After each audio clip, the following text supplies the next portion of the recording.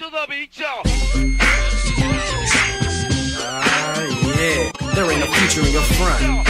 Hey y'all, what's up? It's your girl Ava Cherie. How y'all doing? Listen, I just want to remind somebody out there today that what was sent and meant to hurt you and drag you down, you may be a great person, an intellectual, you may be on point about almost all things, and something still done got and crept up in your atmosphere, in your environment. You done got in a situationship and you didn't realize that you were getting played. Let me tell you how saying works. Future faking. I was learning about future faking today in my therapeutic healing journey. The breakdown of future faking is basically a manipulative tactic where someone makes grand, exaggerated promises about a shared future, such as marriage, moving in together, career promotions, something grand, buying a house together, cars, whatever, traveling the world, whatever.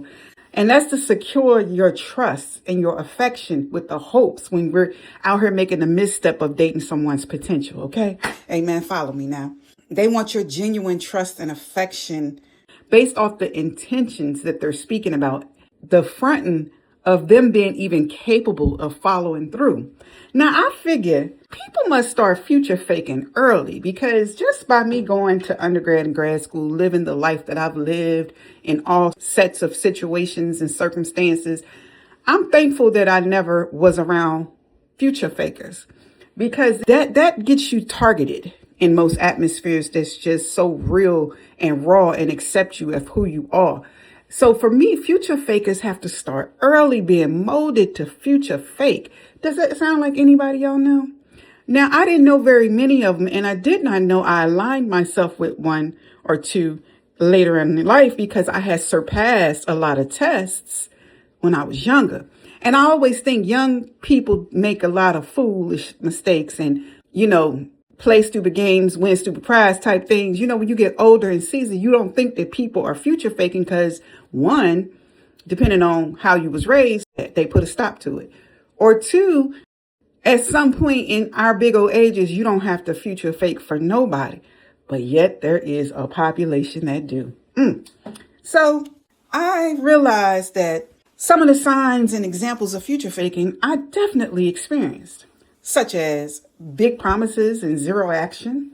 When you press them about concrete timelines and deadlines and, accountability and consistency, they can't muster that up because that's not in the equation of future faking. Future faking is just to continue to fake the future. So they don't have a timeline or a deadline. Then they got the hook and bait type situations when they pull you away whenever you're trying to establish some sort of boundary or put your foot down and say, you know what, you ain't shown and proved none of what you talking. You talking heavy, but your work is lightweight. Okay. You're not a heavyweight. You don't know this is future faking. You just addressing it, hopefully, because you're not a future faker. But my expectations and my bars and standards are high as it pertains to what I'm going to set out to achieve. So when I'm around the small elite few that I've been around or select few that I've been around, because some of them wasn't elite, my expectations for others is the same for myself. Like I'm going to align myself with you to help you build to get to whatever your goal and your future planning is. That's what we do, right?